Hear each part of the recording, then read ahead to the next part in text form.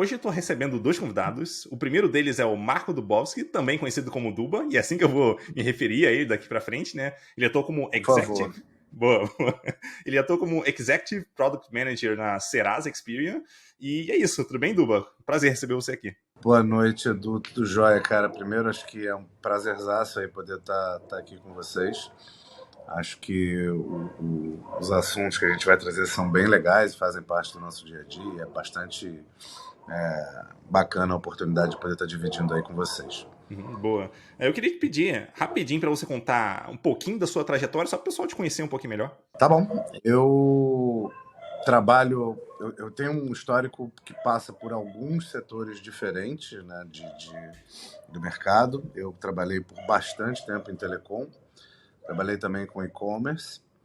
Acho que o meu background aí, acho que em termos de agrupamento, acho que ele se agrupa bem aí entre telecom e e-commerce. E nos últimos 7 anos eu estou trabalhando com serviços financeiros, né? Mudei de segmento para trabalhar com serviços financeiros aí em algumas empresas diferentes, né? No PagSeguro e na Serasa Experian.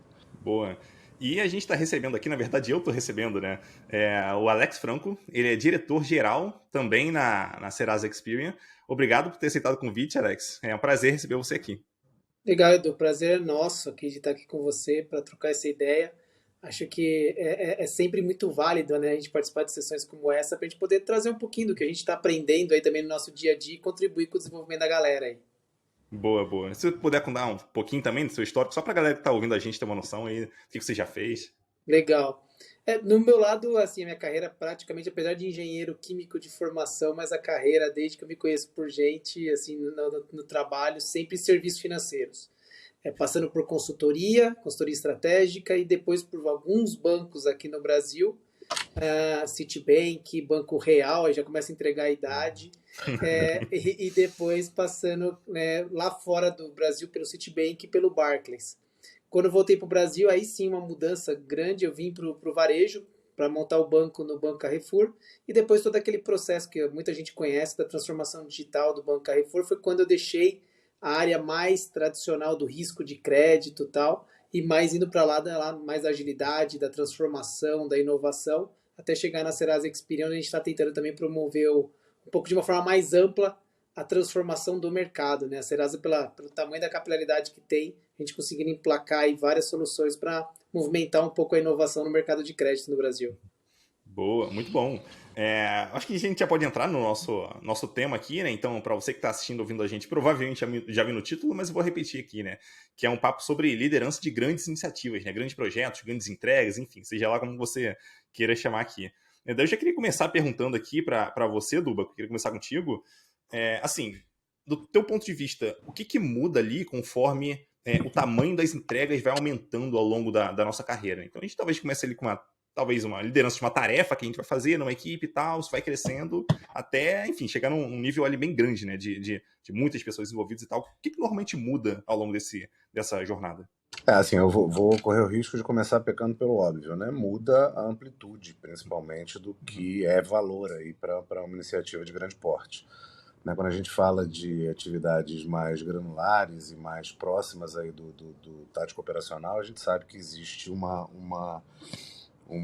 timing mais curto e uma expectativa de entrega de valor mais fácil de você bater o olho e ser mais específico aí, porque provavelmente você também vai ter um nível de envolvimento de pessoas e áreas um pouco menor também, dada a escala que a granularidade traz.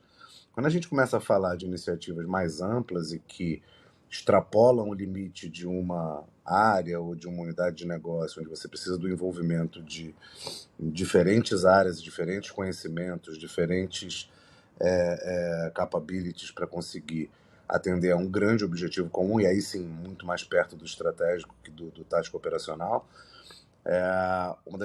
algumas mudanças naturalmente acabam vindo. Então, acho que é muito importante a gente considerar que, dada a abrangência de uma entrega de alto impacto e de grande proporção, acho que habilidades aí da liderança que são muito importantes em primeiro lugar, ter clareza constante e, consequentemente, a comunicação constante do que é o valor, de qual é a estratégia, né? Onde se quer chegar efetivamente, porque quando você define uma estratégia com o tamanho da abrangência de uma iniciativa de grande porte, você naturalmente também precisa mobilizar pessoas diferentes, que têm agendas inicialmente diferentes, também em prol de um objetivo que seja comum. Então, eu acho que muda aí quando a gente fala de mudança de escala é que a necessidade da liderança é muito maior de comunicar bem, alinhar bem e facilitar os caminhos para criar uma forma de trabalho de fato colaborativa, onde a gente tenha visões diferentes e conhecimentos diferentes convergindo para aquilo que se define estrategicamente como objetivo de valor. E eu queria entender de você, Alex, o seguinte. Normalmente, até pegando o que o Duba falou aqui, né? Normalmente, quando a gente vai aumentando, né, o tamanho dessas entregas, vai ficando cada vez mais difícil de usar muito aquela máxima da agilidade e, pô, vamos fazer entregas pequenas para poder validar o que a gente está pensando nas hipóteses e tal. Como que a gente consegue usar essa ideia ali em iniciativas que normalmente são enfim, normalmente levariam alguns meses, talvez até alguns anos para ficar pronto? Eu acho que tem uma coisa que a gente brinca muito, né? Até no nosso dia a dia, né, Dubu, a gente fala muito que o português é interessante, que os verbos eles estão diretamente associados até a quando a gente fala de cargos e funções, né? Se as pessoas respeitassem isso com clareza, ficava muito mais fácil.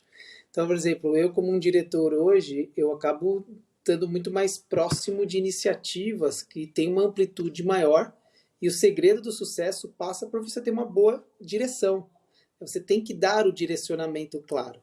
É diferente quando até o Duba estava trazendo agora, né? Iniciativa menor. Você está executando um ponto ali de uma atividade. Quando você está falando de uma gestão, você está fazendo uma gestão, um gerenciamento de algumas. Então, acho que o segredo, até para alinhar esse todo, aí tem metodologia, tem técnicas e tal, mas eu acho que o mais importante é ter uma direção clara. Então, assim, e aí um fator crítico do sucesso quando está trabalhando com essas iniciativas mais amplas, eu acho que para mover, um projeto, uma iniciativa, você pode ainda gerenciar pela atividade, mas quando você está falando de algo grande, o porquê faz toda a diferença. Você vai ter que unir essa turma em torno de um propósito. Você tem que fazer a galera toda engajar em torno do porquê nós estamos fazendo aquilo. Porque se isso tiver claro, o porquê, aí vem a questão, o objetivo também desse porquê está claro. Aí você tem que dar cada vez mais autonomia para a galera buscar os comos, os o quês e partir para a execução. Mas um fator que eu vejo crítico do sucesso é ter o porquê muito bem definido. Tomado a isso, acho que no nosso dia a dia, o que a gente tem aprendido, e aí esse eu acho que é um ponto que não constrói do dia para a noite, porque, claro, você pode ter uma visão estratégica, ter um propósito claro, comunicá-lo, isso vai seguir em frente. Agora, tem um ponto que é fundamental, é a gente trabalhar muito forte também com a confiança. A galera precisa criar uma confiança dentro do grupo para que se a gente tem que colocar, por exemplo, eu tenho que colocar os bodes na mesa, tem que colocar os problemas na mesa, tem que apontar os impedimentos. A galera tem que entender que isso não é pessoal, é em prol do coletivo poder chegar no resultado maior. Então, acho que cada vez quanto mais você aumenta a amplitude, né, dessas suas iniciativas, mais importante que a gente tenha esses pontos muito claros, senão a coisa não anda bem, não. Eu vou acrescentar um ponto aqui do que eu acho que é válido, que é o seguinte: a gente entendeu que funcionou muito bem dentre as várias. A gente testou alguns modelos, testou algumas formas de fazer, porque, de fato, quando a gente começa a olhar para iniciativas que são, vamos dizer, não são cross-área, são cross-company, vamos dizer assim, a gente precisa, acho que, dar alguns passos com muita atenção bem no começo. Acho que o Alex falou muito bem. A gente precisa ter o horizonte, os porquês muito claros.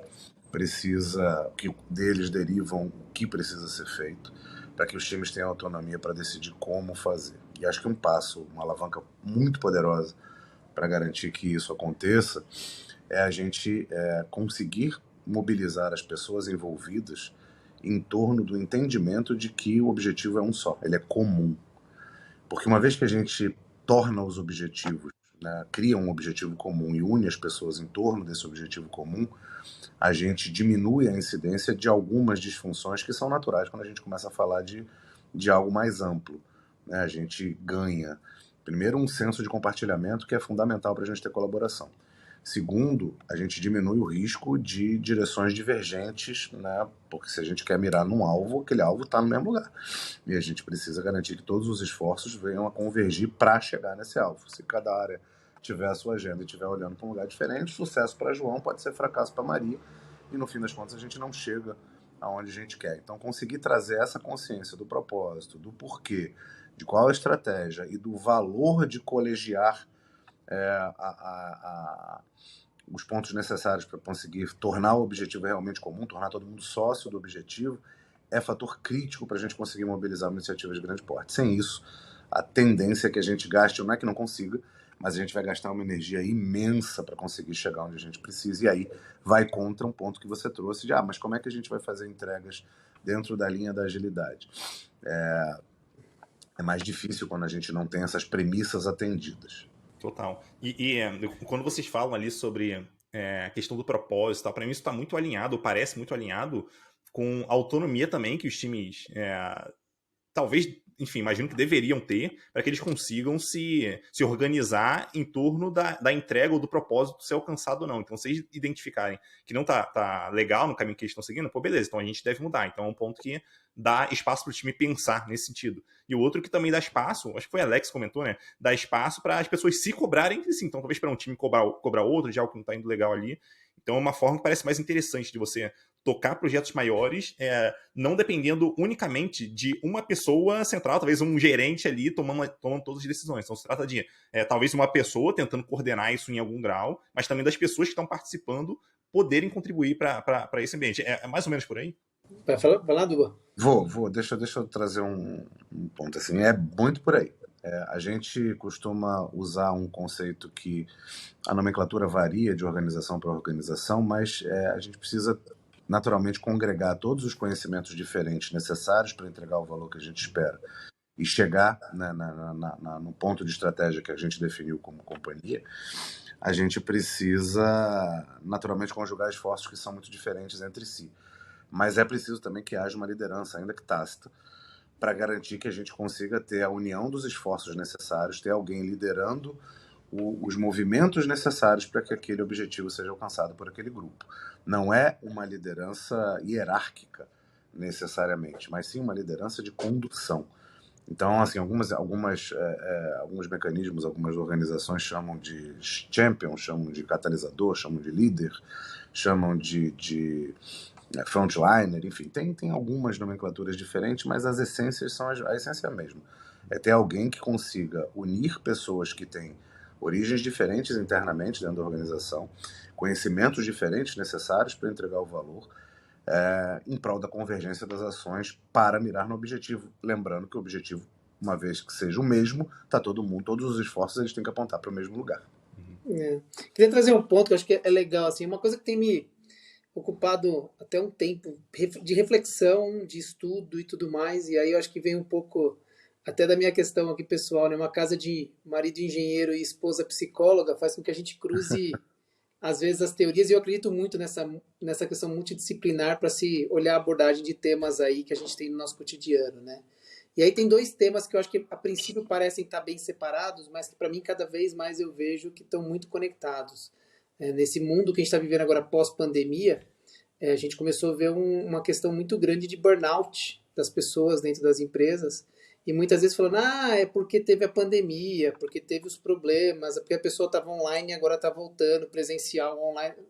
Eu, pelo menos, tenho cada vez mais entendido que não é bem por aí. Eu acho que o que a gente está vivendo, e aí é só uma tese, tá, que eu estou trazendo, não tem questão científica, mas que dentro somando aqui os pontos, acho que é uma reflexão que vale para todo mundo, é que a gente está vivendo um mundo em que o buscar a famosa transformação digital, o resultado exponencial, o crescimento, né, duplo dígito, margens maiores resultados e cada vez mais resultados está se tornando cada vez mais comum.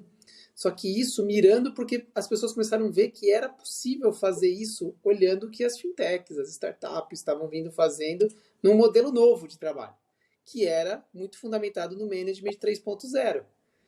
Só que o que está acontecendo hoje é que eu sinto que tem muita organização que, por ver que é possível trazer esse resultado, está tentando no mercado fazer com que se busque esse resultado exponencial, esse empilhar iniciativas de inovação, sempre buscando novas linhas de negócio e tal, mas ao mesmo tempo, que aqui é um ponto conectando com o que a gente está falando aqui hoje, mantendo o modelo de management 1.0, mantendo o comando e controle em cima de todos os pontos. E aí o que o Duba trouxe agora ponto importante, não escala. Se você não conseguir realmente ter o senso e dar autonomia para que os times realmente voem, e você continuar querendo que as pessoas agora tragam um resultado exponencial, mas ao mesmo tempo o nível de pressão, de controle, de acompanhamento que era do management 1.0, isso vai estourar em algum ponto. E aonde eu tenho visto estourar demais é na saúde das pessoas. A saúde mental está indo, né, gerando problema. E isso, para mim, é um aspecto fundamental da liderança nesse momento. É entender como que você equilibra essas duas coisas, até para não gerar um ponto de insucesso em que, na verdade, é só a forma como está se trabalhando. Então, mais do que nunca pensar em todos os níveis de flight level, trabalhando alinhado é fundamental, senão só gera frustração. Eu acho que o Alex trouxe um ponto importante. Ele falou um pouquinho antes até da questão dos verbos. Apesar de ser formado em marketing, eu fiz letras por muito tempo. Então, verbos para mim são importantes.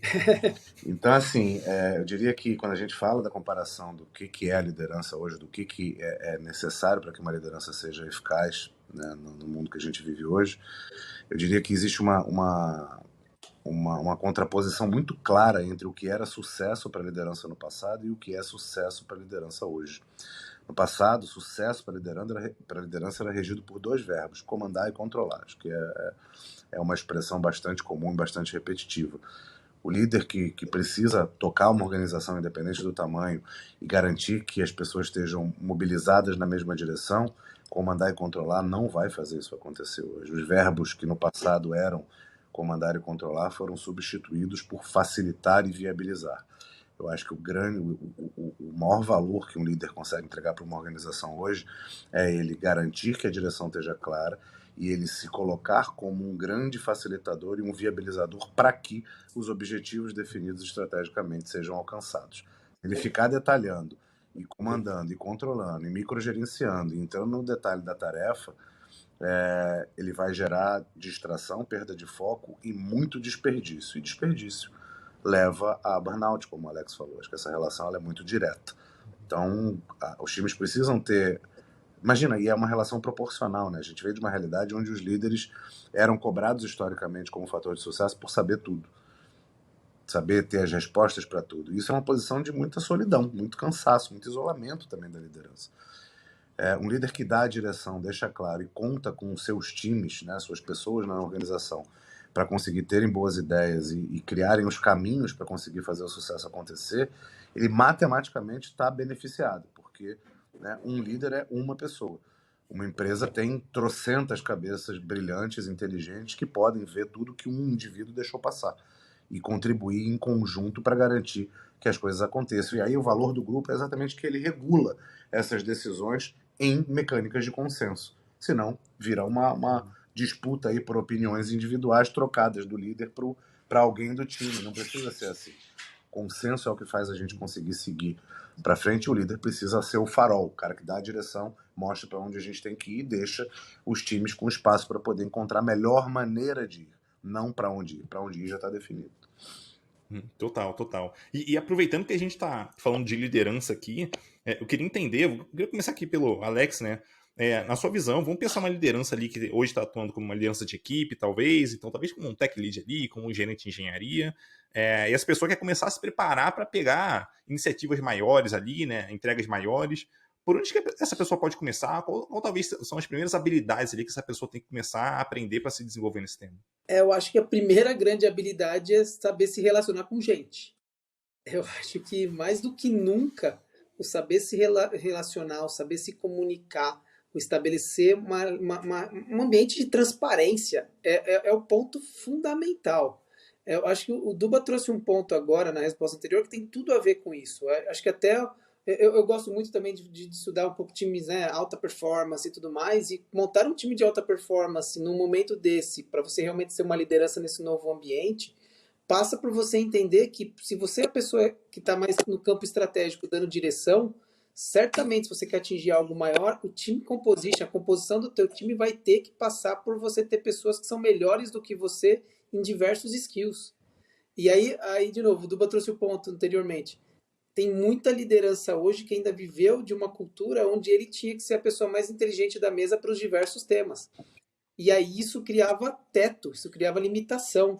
Então, eu acho que assim, pessoas que estão querendo chegar nessa função de liderança têm que entender o seguinte: ele é um condutor, ele é um direcionador e ele tem que estar ok em saber lidar com multitemas, mas em que cada um das suas pessoas no teu time vai saber mais do que você no tema. Isso é um time campeão.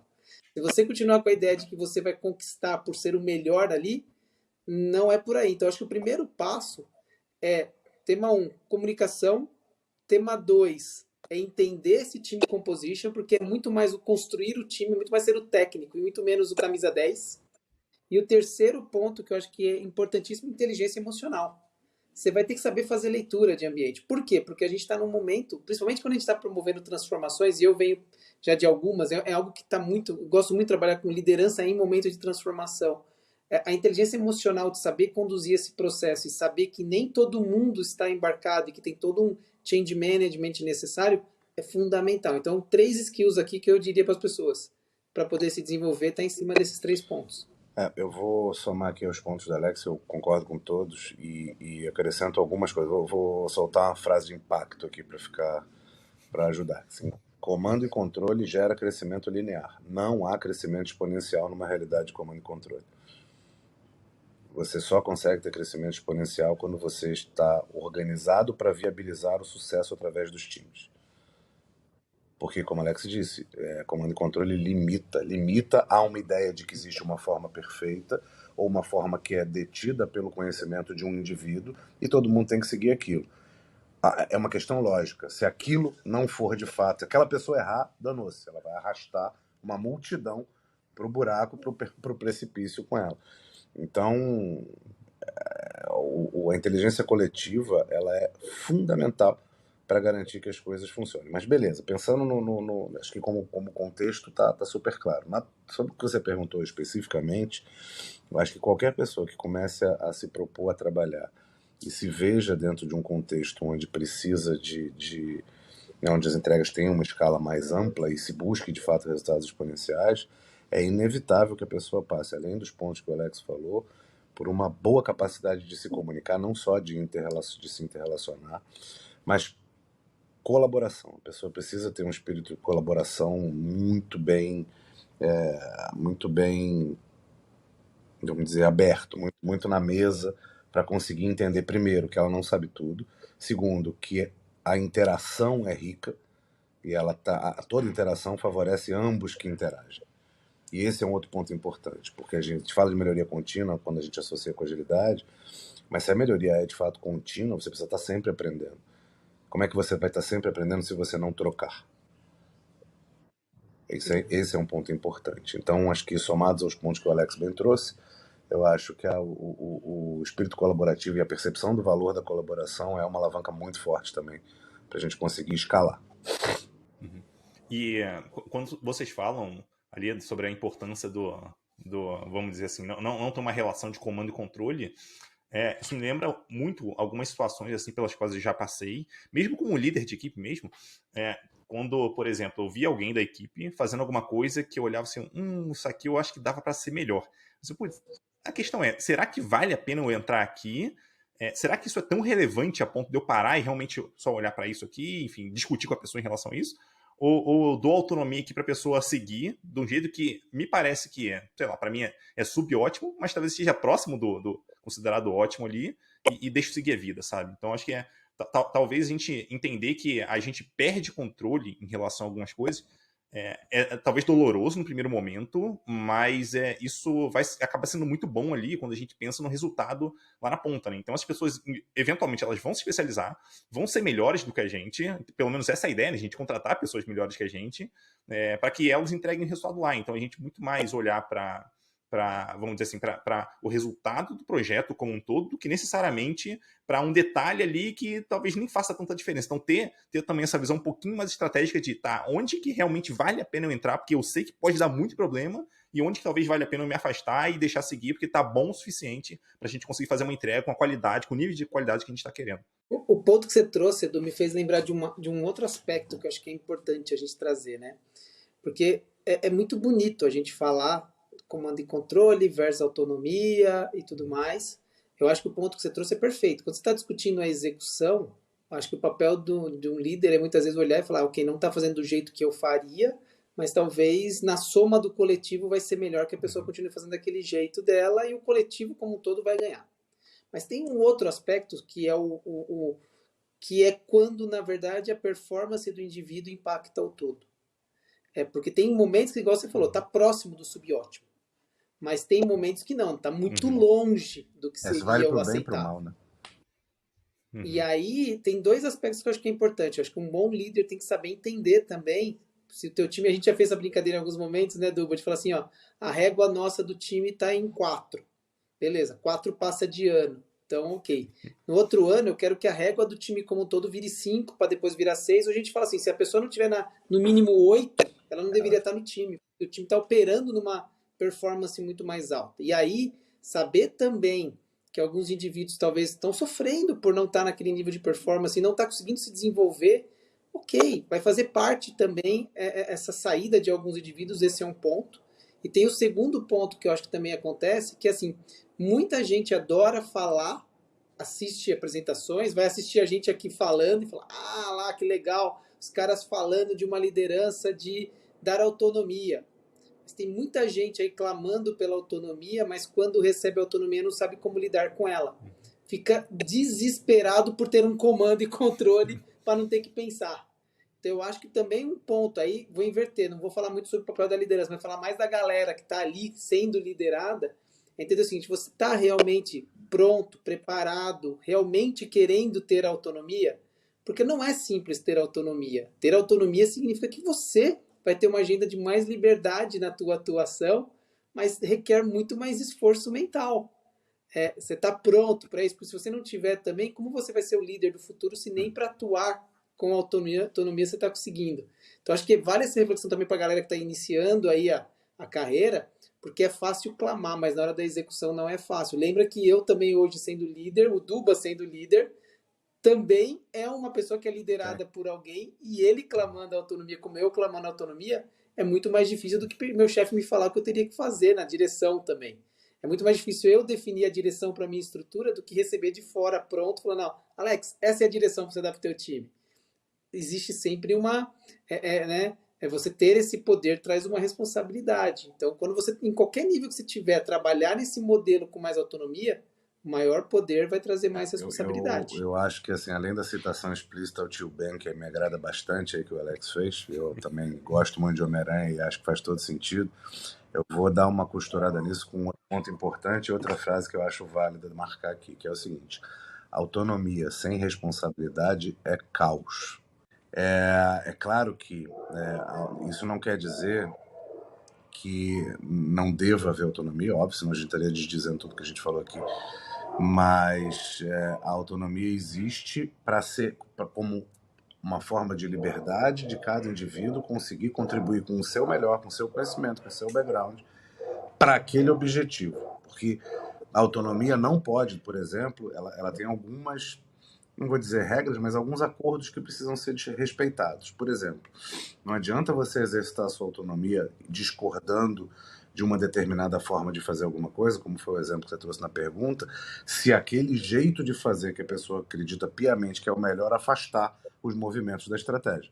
Porque aí você está levando a coisa em prol de defender a sua agenda, você está levando os movimentos para uma direção que não bate com a direção da estratégia. E aí a gente volta para a história de que, antes de tudo, é preciso que haja convergência de ações. E a própria convergência em si já é um balizador. Então, eu estou em termos de estrada, isso no macro, né? Quando a gente cai mais para o micro, para a contribuição do indivíduo, né, que precisa dos pontos que a gente falou imediatamente antes aí sobre os pontos, as alavancas importantes, não só é importante, como o Alex trouxe, que haja atenção à própria os limites do indivíduo de contribuição, para que ele não destoie do grupo, porque se o grupo está bem coeso, se o objetivo está claro, se há colaboração em andamento, quando você começa a ficar muito distante dessa média do grupo, o próprio grupo percebe. O sistema se regula. É mais ou menos como um processo darwinista, como se fosse uma seleção natural. Se você tem X pessoas operando a 7, exemplo, e você tem um operando a 3, isso fica nítido, o grupo sabe. E o grupo das duas, uma, ou ele vai expurgar essa pessoa, o que é um ponto de atenção naturalmente para a liderança, ou o líder, ao perceber que há uma distinção muito clara, ele entra, ele atua e ele percebe se os conhecimentos daquela pessoa não são mais válidos em outra frente, se aquela pessoa precisa de algum tipo de acompanhamento, de upgrade, para conseguir, de fato, elevar o seu patamar, nesse exemplo de 3 para 7, e quanto tempo isso pode levar efetivamente para aquela pessoa poder estar preparada para dar a melhor contribuição. Se ainda assim, com todos os movimentos, essa contribuição não alinhar, não servir a estratégia que a companhia tem, é importante entender que mecanismos podem ser acionados para que aquela pessoa encontre um posicionamento, um lugar para conseguir funcionar bem, seja naquela iniciativa, seja em outra iniciativa da companhia, ainda mais em empresa grande, seja se reciclando para poder ver como ela pode contribuir para a empresa da maneira que for melhor. Ponto de atenção é entender que autonomia não é bagunça, autonomia precisa de responsabilidade para se regular e que se o ambiente é seguro, se há colaboração genuína, toda e qualquer ideia que seja dada para que se faça, que se trate do como, numa forma diferente do que foi proposta, é válido, ela vai ser recebida, vai ser discutida e vai ser avaliada.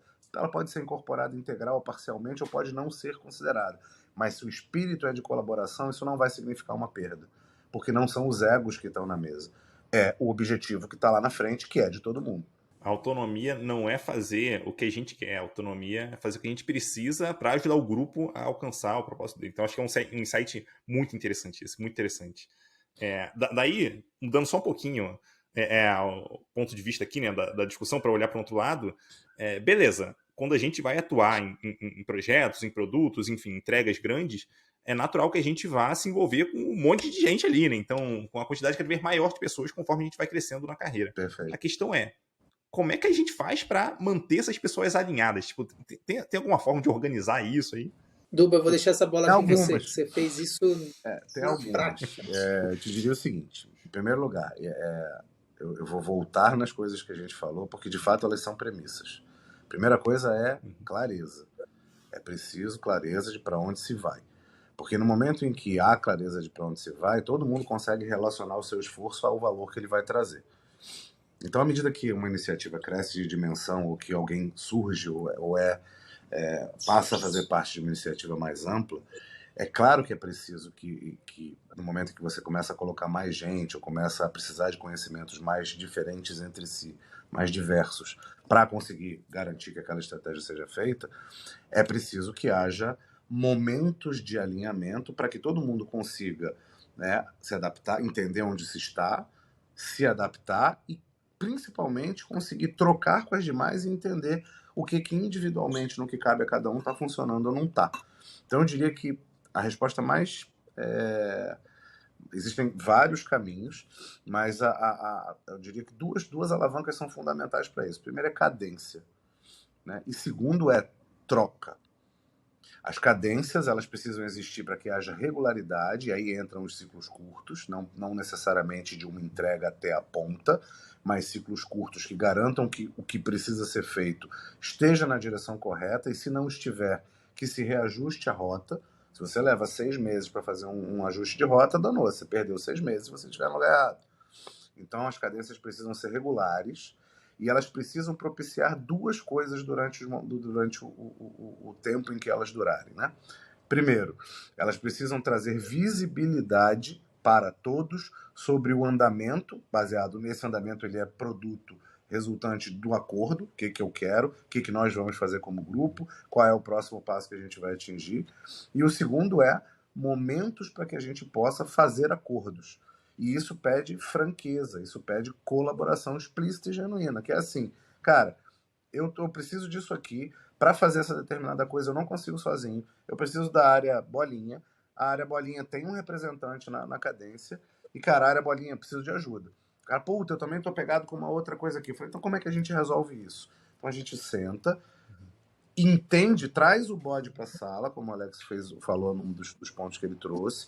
Uma vez que esse bode venha para a sala, e ele precisa vir, que problemas precisam aparecer, eles fazem parte de qualquer jornada. E se o problema não aparece, como é que a gente vai resolver?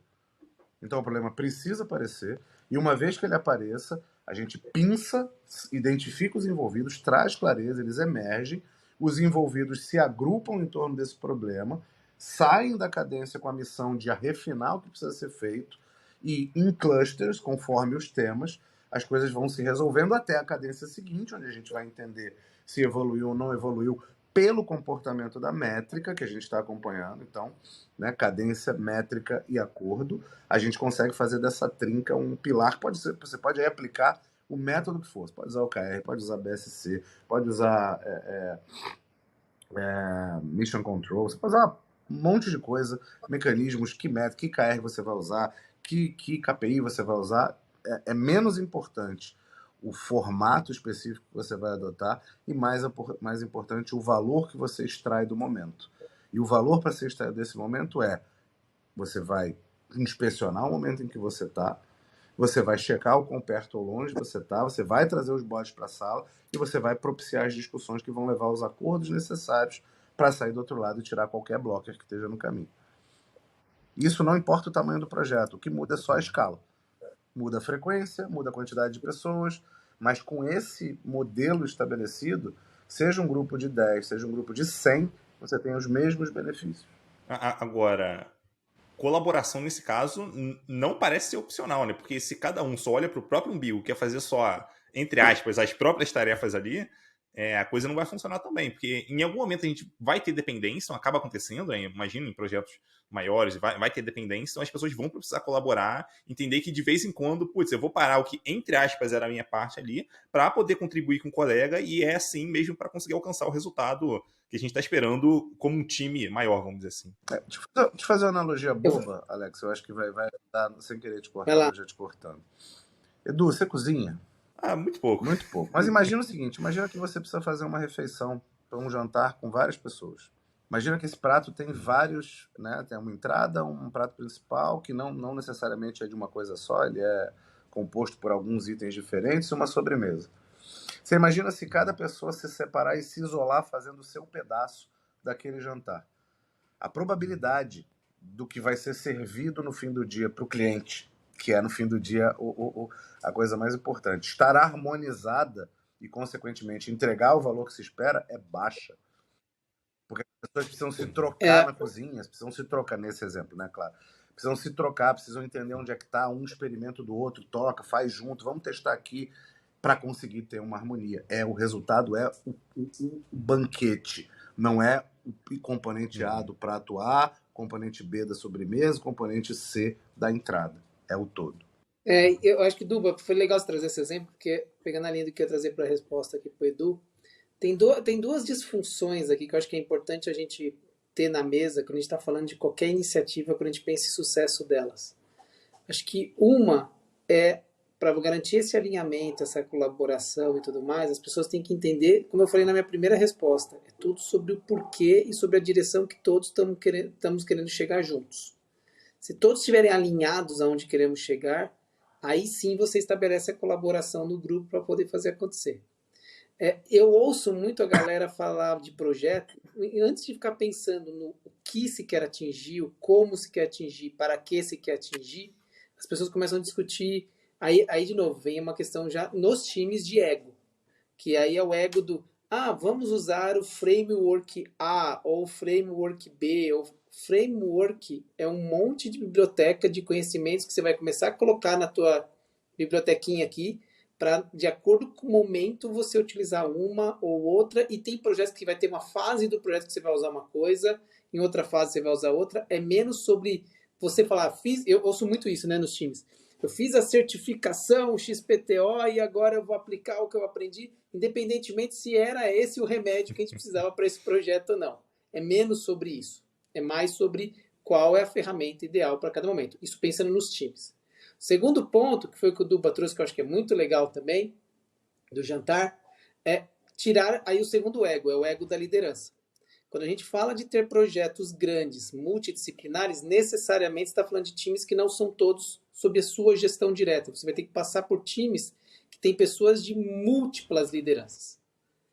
Se você for trabalhar com ego, no sentido de que cada líder, vamos pensar, diretor, ou qualquer nível que você falar, tá falando, ele tem o ego de querer falar que ele dá o direcionamento para o time e que ele define a direção, independentemente de alinhamentos, o que vai acontecer é que o time vai receber duas mensagens. E aí a galera não sabe se tem que ir para a direita ou para a esquerda, porque você está trabalhando em cima do ego de uma pessoa e não em cima do propósito que o grupo quer fazer.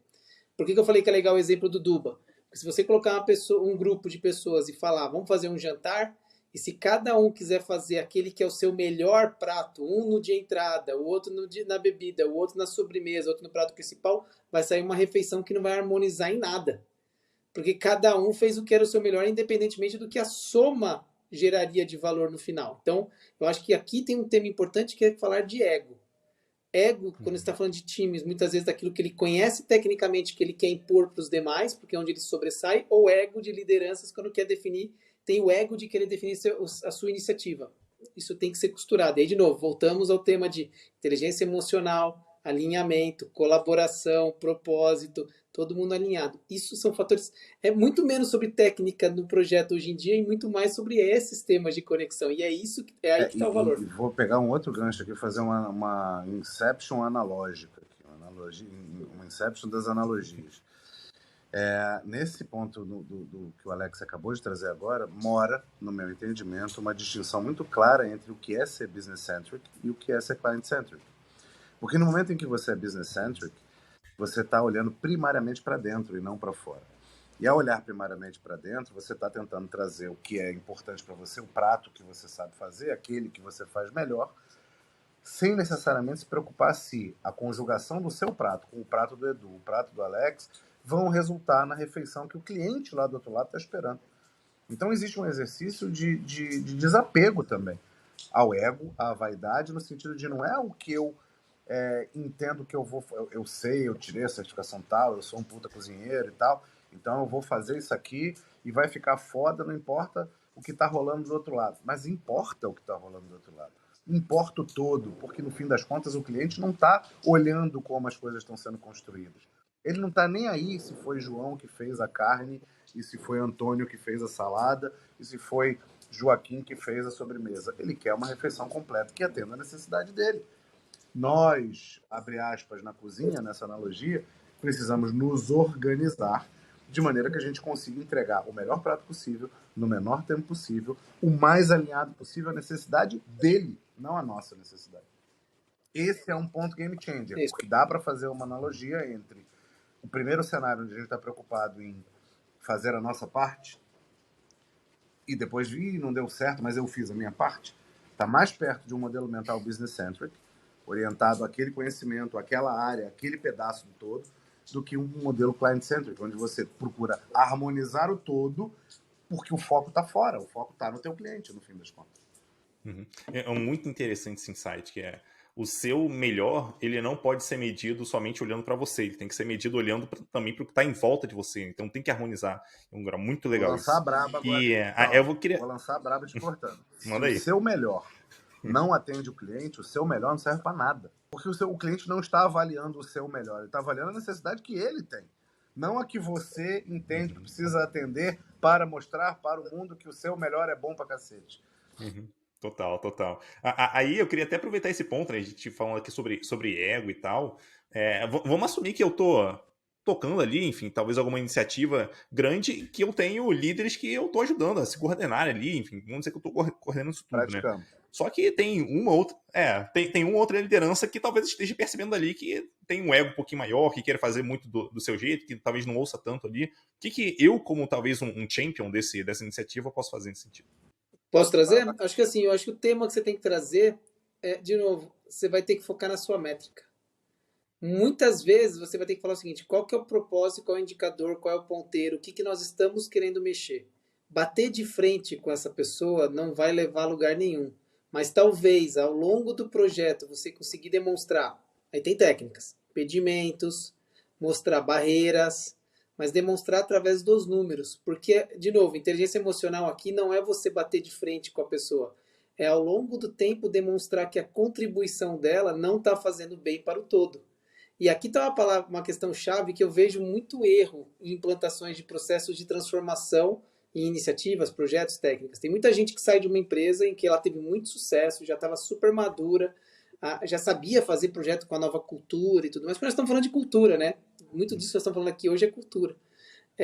Aí a pessoa vai para uma casa nova e como ela já veio com aquele carimbo de que não, na outra casa você fazia bem, e eu fui muitas vezes questionado sobre isso, lembra, Duba? Você também, porque nós dois viemos de casas anteriores, onde a gente já operava com um nível de maturidade maior. A galera falava, por que você não consegue fazer mais rápido aqui essa adoção? Porque não é sobre o como você fazia na casa anterior, mas sim sobre o estágio que essa nova companhia está, e que você vai ter que entender até como que você vai fazer para ela chegar nesse novo patamar. E a receita é completamente, não tem receita certinha, você vai ter que ir desenvolvendo e adaptando de acordo com a necessidade que esse novo lugar tem. E o erro que eu vejo muita gente fazer é que a galera sai de um lugar, vai para outro de novo, por uma questão de ego, sai querendo implantar da maturidade 0 para 100, porque ele entende que ele está na maturidade 100, mas se o organismo não está na maturidade 100, de nada adianta. Ele tem que, na verdade, ser um bom condutor do processo para levar todos para esse novo patamar. Então, eu acho que também, e é engraçado, a gente, quando você fez a sua pergunta, certamente está pensando naquela pessoa que está fora dessa cultura e a gente está tentando influenciar, mas muitas vezes você vai ver, e a gente vê, né? Às vezes chegando alguém de fora que a pessoa chega falando, não, eu já sou o detentor do framework XPTO, eu sei fazer. Calma, dá tempo que a pessoa vai se esborrachar um pouquinho e ela vai perceber que é muito menos sobre o como. É como ela contribui individualmente, ou sobre como essa liderança chega querendo ser o grande. É muito mais sobre uma cultura e como o organismo como um todo evolui. Então, acho que em qualquer questão dessa, é menos sobre você se chocar e mais em como você vai conduzindo para a pessoa ir percebendo que ela pode contribuir mais em torno do propósito. E o sistema Exato. vai Eu se acho que regulando. aí entra, complementando o Alex, entram alguns pontos. O primeiro ponto é o seguinte, naturalmente, a pessoa que tem uma agenda diferente, que tenta forçar um pouco mais a mão, ela tem uma necessidade ali. Ela está provavelmente ou inquieta, ou discordante, ou insegura, porque ela não sabe o que vai acontecer, porque por sucesso durante uma vida inteira foi fazer do jeito A. De repente o pessoal começa a falar, agora sucesso é do jeito B, assusta. E é importante. Lembra que o papel da liderança não é mais comandar e controlar? Porque se fosse era fácil. Comandava, não dava pra fazer, tá tudo certo. Mas isso não gera o resultado que se espera. Então você precisa viabilizar, precisa facilitar. Como é que você vai facilitar se você não entender quais são as necessidades da outra pessoa? Então você precisa conhecer a composição do time que está com você e entender em que estágio cada um está, exatamente como o Alex falou, porque os estágios não vão ser iguais. Quanto maior é a empresa, quanto maior é a iniciativa, mais heterogêneo é o grupo, não só em conhecimento, mas em nível de maturidade também. Então, um papel da liderança nesse contexto também é conseguir equalizar as necessidades, não forçando conhecimentos a serem enfiados tipo Matrix, né? O cara enfia um negócio lá, dá 3 comandos no teclado, fala, pô, download de conhecimento, o cara sai pilotando helicóptero. Não funciona assim. Então você precisa entender quais são os pontos que tiram o peso das questões mais individuais e trazem a visão mais para o coletivo, para o objetivo. Então, quando você sai, né, cria objetivos comuns, você já despessoaliza um pouco qual é o valor dos objetivos. E, naturalmente, o grupo regula darwinisticamente qual é o nível de descolamento daquela contribuição individual perante o que o grupo está caminhando para fazer. Porque o sistema se autorregula, exatamente o que o Alex falou. Então, você não adianta você imaginar que você vai ter, né, todo mundo num grau de maturidade. Não vale nenhum dos dois lados. Nenhuma base de maturidade mais baixa com alguns elementos de maturidade alta inconformados porque existe o hiato, nem um grupo de maturidade mais alta que rechaça e rejeita sem tentar acolher e sem tentar buscar o conhecimento que cada pessoa vai poder somar caso ela venha de uma maturidade mais baixa. Porque senão você não constrói um conceito de maturidade do grupo. A maturidade do grupo não é a soma da maturidade dos indivíduos, mas é a multiplicação da qualidade dessas interações. Ô, Duba, deixa eu trazer um ponto que eu acho que assim, até para trazer para o Edu, porque nem tudo são flores, viu, Edu? A gente, ao longo do processo, vai aprendendo pra caramba. E tem um erro que em alguma altura a gente cometeu e que eu acho que vale aqui para a turma, Porque, assim, imagina que num momento em que você tem uma cultura e você está querendo trazer uma nova cultura, você tem o hábito de fazer de um jeito e você está querendo fazer de um novo jeito, quando você começa a contratar esse mix desse novo time, né? Dessas mudanças que vão acontecendo, você começa a trazer uma galera que domina a técnica, porque isso acelera, né? Se você trouxer a galera que já domina a técnica, já domina como faz e tudo mais, você acelera. E a gente foi para esse caminho em certa altura, só que a gente esqueceu de uma característica fundamental. Na verdade, eu vou falar de duas características fundamentais que as pessoas que vêm para participar dessa iniciativa têm que ter. Uma é resiliência e a segunda é, de forma autêntica e efetiva, serem agentes transformadores. Porque senão você... Vai querer, né? Hã?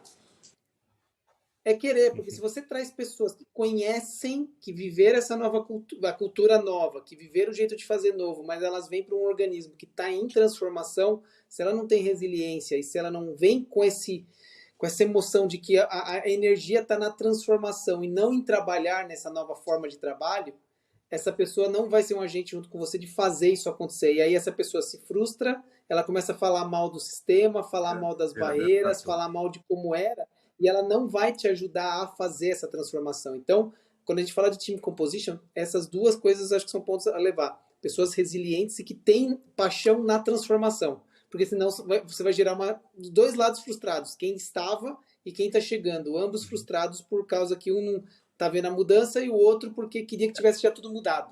Acho que isso é um ponto importante para avaliação de montagem de times. E acrescentando a esse ponto aí, Alex, tem um outro fator que é importante, que é o seguinte. A gente precisa, se o valor do grupo está na qualidade das interações, a gente precisa ter muito claro que é fundamental que todo mundo procure sempre buscar consenso. E aí vem uma outra frase daquelas de efeito. Consenso não é concordância. Você não precisa concordar literalmente com tudo, nem com a direção, nem com a forma, nem com o conhecimento A ou com o conhecimento B, para estar de acordo de que o grupo, entendendo que aquele é o melhor caminho com o que está disponível, o grupo chegará na direção que a estratégia pede. Então você não precisa... imagina, né, Edu, você trabalha com X pessoas. Você realmente concorda com absolutamente tudo que todo mundo faz? Será que cada pessoa concorda com absolutamente tudo que você faz? Isso é das relações humanas, isso precede empresa, precede produto, precede área, iniciativa, o cacete a quatro. Porque isso tá na natureza humana. Então, se a gente se seta para só avançar e só, de fato, contribuir com a transformação, seja ela qual for, se você concordar com tudo, meu amigo, eu tenho uma notícia para você. Você está fadado a sofrer. Porque não vai funcionar assim. Você não vai concordar com tudo, você não concorda com tudo que está ao teu redor, como é que você vai esperar que todo mundo concorde com você quando você trouxer uma ideia? Então é preciso que haja um mínimo de humildade aí também. Então, consenso é uma palavra mágica. Porque consenso eu posso não concordar com o que você está fazendo, mas eu me disponho a andar na mesma direção para o grupo em nome do bem comum. E vou contribuir com o melhor que eu puder, dado que o grupo entrou em consenso. Porque senão você tem um detrator formado, o Alex acabou de dar a anatomia do detrator, que é o cara que parece que joga junto, mas não joga. E aí fica minando o sucesso nos bastidores. Isso é muito ruim para todo mundo, inclusive para o detrator, porque ele, além de não agregar nada, ele também não vai se sentir bem nunca. Ninguém quer se sentir mal. Então, merece atenção esse ponto também. Consenso não é concordância. É importante destacar a diferença entre essas duas coisas. E é legal você falar de consenso, porque vamos pensar ali num caso, sei lá, um caso hipotético aqui, né? A gente tem ali um grupo de pessoas, uma delas é gerente de atendimento, e a decisão que a equipe está pensando em seguir vai ferrar com as métricas de atendimento que esse gerente tem hoje. Putz, vai ser ruim para ele, vamos dizer assim, em relação, ou não somente para as métricas, vai ser ruim para ele. Mas nesse caso, me parece que é muito mais interessante pensar nos riscos que a gente está correndo quando a gente toma uma decisão e como grupo, como que a gente vai lidar com esses riscos e o que a gente vai fazer em relação a isso. Daí até, isso me lembra uma história que eu vi uma vez, de uma empresa que eu trabalhei, eu não participei, mas eu vi essa história, né, que a empresa, ela estava, enfim, criando um produto novo ali e tal, só que esse produto, ele podia trazer perdas para a empresa. Então, alguma perda já ia ter. Daí um líder, né, um grande líder dessa empresa chegou e falou, eu acho que a gente está tendo pouca perda aqui. A gente precisa ter mais perda. Tá? Porque do ponto de vista desse líder cara, a gente precisa ser, enfim, ser mais incisivo aqui, né? Mais para frente, tentar arriscar mais. E a gente já sabe, eu já sei que a perda vai ser maior. Então, para mim, eu já tô ok com isso. Isso, vamos dizer assim, dá uma tranquilidade maior para as pessoas, para elas arriscarem mais ali, né? Então, talvez ter essa pessoa que tem autonomia para fazer isso é interessante. Se não tiver, pelo menos que a gente, talvez como um champion ali, a gente possa correr atrás de negociar isso com quem seja necessário para que a gente tenha algum grau ali de perda em alguma situação enfim, que alguém não vai sair ganhando individualmente, né, como equipe ali. O que não dá, Edu, e é esse que eu acho que é um ponto importante, não dá para a empresa assumir uma direção estratégica de que nós vamos ser mais arrojados, nós vamos buscar trazer um crescimento maior que vai trazer mais perdas, mas continuar na outra ponta cobrando aquela pessoa para que a perda continue igual. Porque senão ela vai ser naturalmente uma detratora dessa nova iniciativa. Então, na verdade, quando a gente fala, e aqui aí falando da ferramenta mais que a galera mais fala, você tem que ter objetivos claros, KRs claros no âmbito estratégico que você cascateie para serem táticos e operacionais. Se você continuar com as pessoas, cada uma definindo na tua célula quais são os seus objetivos e tentando que o Frankenstein monte qual é a estratégia da companhia, tá errado. Então tem que estar alinhado. Se a gente está assumindo essa nova estratégia, isso tem que cascatear entre todos os drivers da companhia. Senão, você só vai gerar detratores. Você aumenta a chance do esforço estar indo para a direita quando a estratégia está indo para a esquerda. Você só vai encontrar, se você der a volta ao mundo. Não é que você não vai encontrar, não, mas, cara, vai demorar pra cacete. Você vai precisar fazer um caminho enorme para conseguir chegar lá. Isso se no meio do caminho não tiver um terremoto, um vendaval, um tsunami, levar vocês a não se encontrarem lá no horizonte, entendeu? Então, é sempre, de fato, um ponto de atenção aí. Você falou de um case, vou aproveitar o vácuo e vou te falar. Total. Daí eu ia te falar de um case que a gente viveu também, que acho que ajuda a...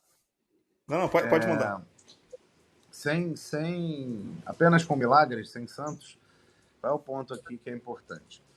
A gente, num dos passos que a gente já deu, a gente se viu numa determinada situação onde uma área especificamente, ela tinha, com o conhecimento que ela tinha, não por maldade, ela declarava algumas estimativas, declarava perspectivas de prazo e etc.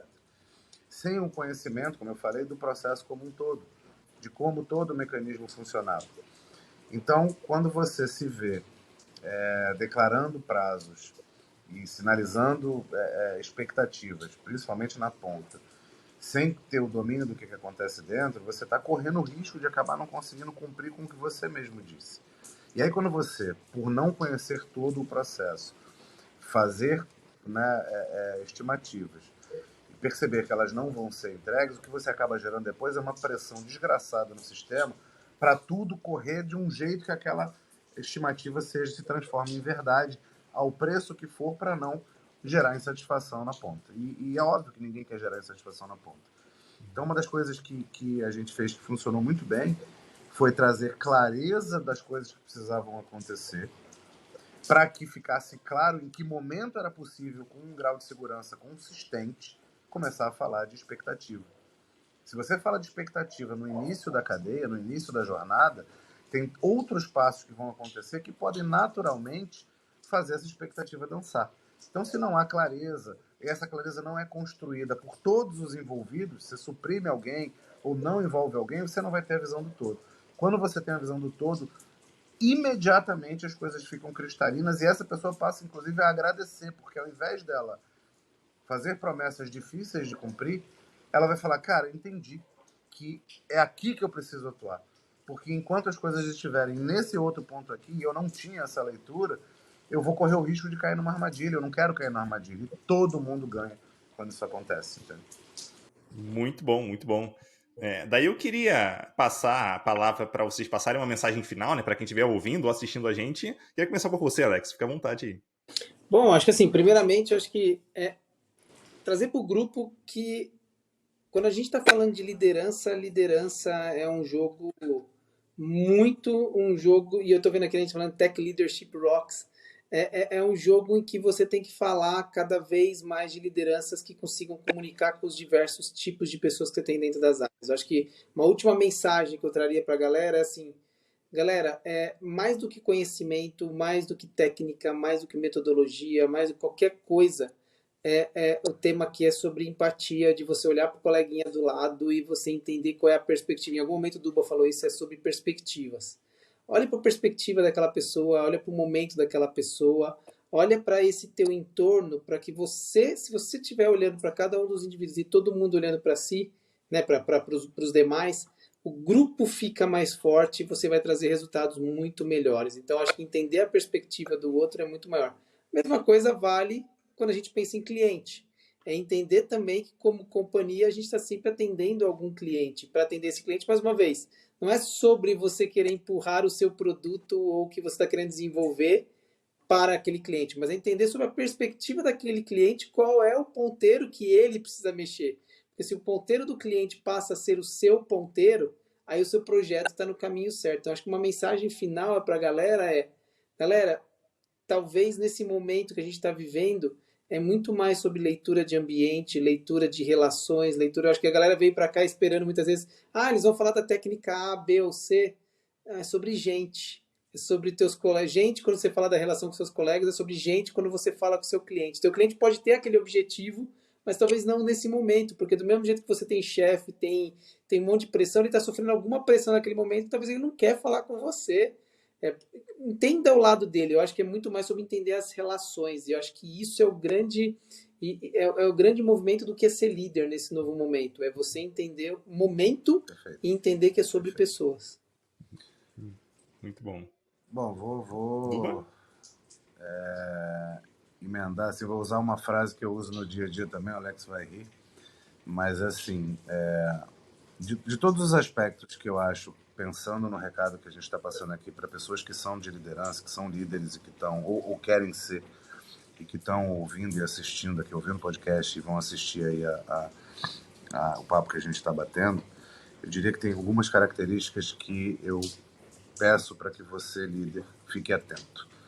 A primeira, o Alex trouxe perfeitamente, que é a empatia. Entenda que, no fim do dia, é tudo sobre pessoas, com pessoas, por pessoas. Então, se você não consegue ser capaz de empatizar genuinamente com o teu par, com o teu colega, com o teu liderado, com o teu chefe, como é que você vai empatizar com o teu cliente? Que é, no fim do dia, aquele cara que resolve, né, para quem você tem que direcionar toda a sua energia. Então, empatia é fundamental. O segundo recado que eu deixo aqui para a liderança é o seguinte: velocidade não é pressa. É muito importante não confundir velocidade com pressa.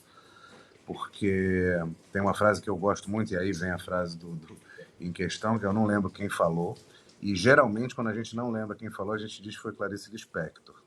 Então, Clarice Lispector disse uma vez que se eu tivesse 10 minutos para cortar uma árvore, eu passaria 9 afiando o machado. Porque a gente precisa conhecer profundamente os problemas que a gente quer resolver antes da gente sair partindo para resolver. Daí vem a velocidade, não ser pressa. Então, conheça o problema que você quer resolver, né? Somando a empatia, empatize com a necessidade que está na tua frente. Pode ser do teu cliente, do teu par, do teu chefe, do teu liderado. Não importa a direção. Seja empático. Então, temos o foco no problema, temos a empatia, e um outro ponto que eu acho que também é fundamental, né, para a visão de liderança é o seguinte: não tente ser herói, porque é uma questão matemática. Eu cheguei a comentar isso mais cedo. Você é uma pessoa que tem, obviamente, um background, ainda mais na medida que você chega numa posição de liderança, você tem uma estrada que te precede, tem uma ancestralidade que tem muito valor. Mas o mundo muda muito mais rápido do que a gente é capaz de acompanhar. Logo, boa parte do valor que você tem, se você não procurar reciclar esse conhecimento, trocar constantemente e dar valor para novas opiniões, novas pessoas, novas visões, você vai ter uma dificuldade muito grande de se adaptar ao que o mercado vai pedir para a tua empresa. Porque no fim do dia a gente está aqui falando sobre Business Agility, não usamos essa expressão ainda, mas é sobre isso. E Business Agility é sobre adaptação. Se você não conseguir desenvolver uma capacidade de se adaptar e levar para os seus times o valor de se adaptar ao que está acontecendo, você vai ficar preso num plano que tem uma probabilidade de dar certo muito menor do que de dar errado, porque o mundo muda num grau que a gente não consegue prever. Então, seja empático, afie o seu machado antes de sair fazendo as coisas. Prepare o seu grupo para ser adaptável, porque se você junta isso tudo com uma cultura de colaboração, com uma direção clara, né, com boas interações e ambiente de segurança para conseguir ter diálogos francos, eu acho que você está muito mais perto de acertar do que de errar. Muito bom. Então, muito obrigado, Duba. Muito obrigado, Alex, pela presença aqui. Foi muito massa conversar com vocês. Um Valeu, abraço aí e Edu. até a próxima. Obrigado aí pelo convite mais uma vez, cara. Um abração para você. Valeu, Edu. Até a próxima.